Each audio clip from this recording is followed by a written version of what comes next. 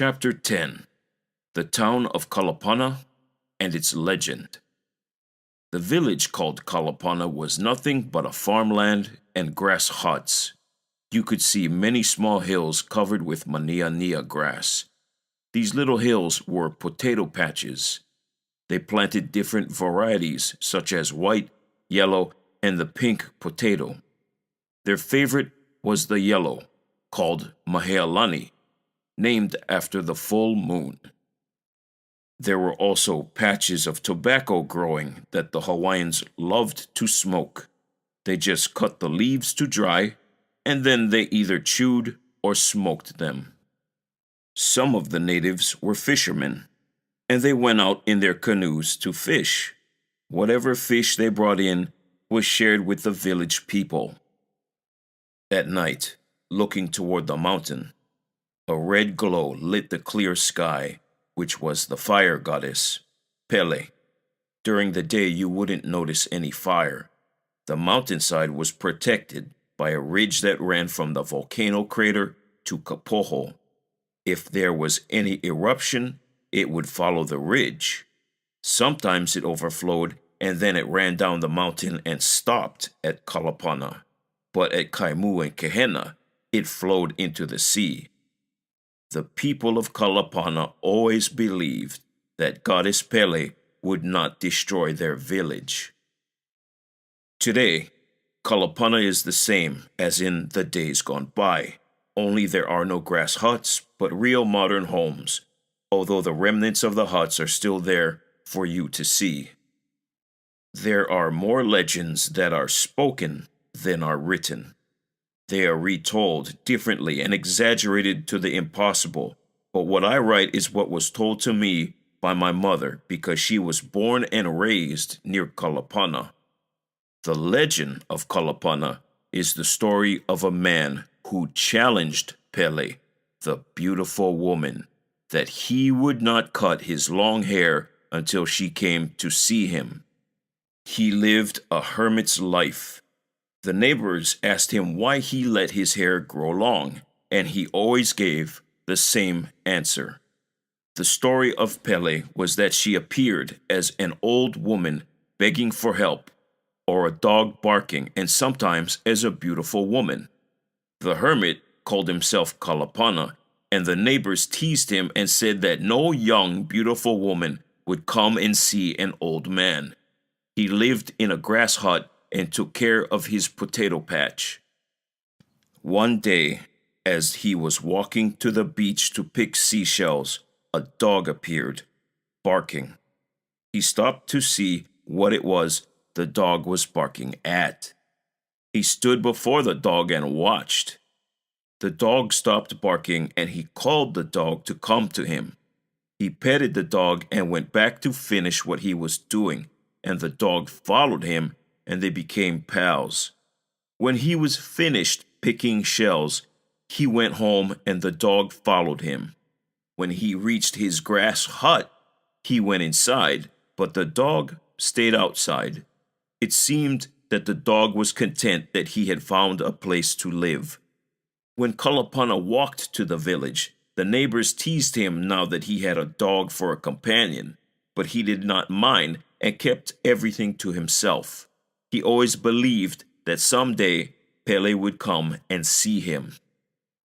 At night, he would stare at the ridge high up the mountain to see the yellow glow shine. He knew that the goddess of fire, Pele, would visit him someday. When he turned around to return to his hut, the dog was not to be seen. He walked around the hut but found no trace of the dog. It just disappeared. He walked into his hut and sat on the mat and began to think that the dog was Pele herself. But this he could not believe. He sat down and prayed to his aumakua, or guardian angel, that this must be the sign that Pele sent the dog first and she would come later. While he was praying, he fell asleep and dreamed that Pele did appear as a beautiful woman and thanked him for taking care of her dog. He told her that he wouldn't cut his hair until he met her personally. In the morning as he awoke, he was satisfied that he saw Pele and talked to her. He ate his breakfast and then worked in his potato patch for the rest of the day. As the sun was setting, he walked to the pond and cleaned himself and then came back to the hut and made his supper. After eating, he sat on his mat. In one corner, he had a hollow rock filled with lit kukui nuts, which was the only means of light in his hut. As he was tired, he fell asleep, and again Pele appeared to him and told him that she was coming. The day was after the full moon, called Lani. When he woke up, he was so happy that he told the neighbors that Pele would visit him, but they still did not believe what he was saying, and they just laughed and teased him more. He did not mind and told himself that they would see when the day came. After the full moon, the following day he waited patiently. In the distance, he saw a woman coming to his hut. At that moment, he closed his door and began to cut his hair. As she approached, she knocked at the door. Kalapana responded by saying, "Wait, I will be out in a minute." After he cut his hair and tidied himself, he walked to the door and opened it to let the woman in. What he saw was an old woman. He was in a rage and chased her from his house. He said, "I cut my hair not for an old woman. I expected to see Pele herself today." As he was chasing the old woman away, she stopped, turned around, and changed herself to a beautiful woman. Kalapana was stunned. Pele spoke. "You were kind to my dog, but you disrespected an old woman. You promised not to cut your hair until you saw me. You took it upon yourself not to wait and see before you did anything. The promise you made was not to cut your hair until you saw me. I cannot forgive you. You have to pay for breaking your promise."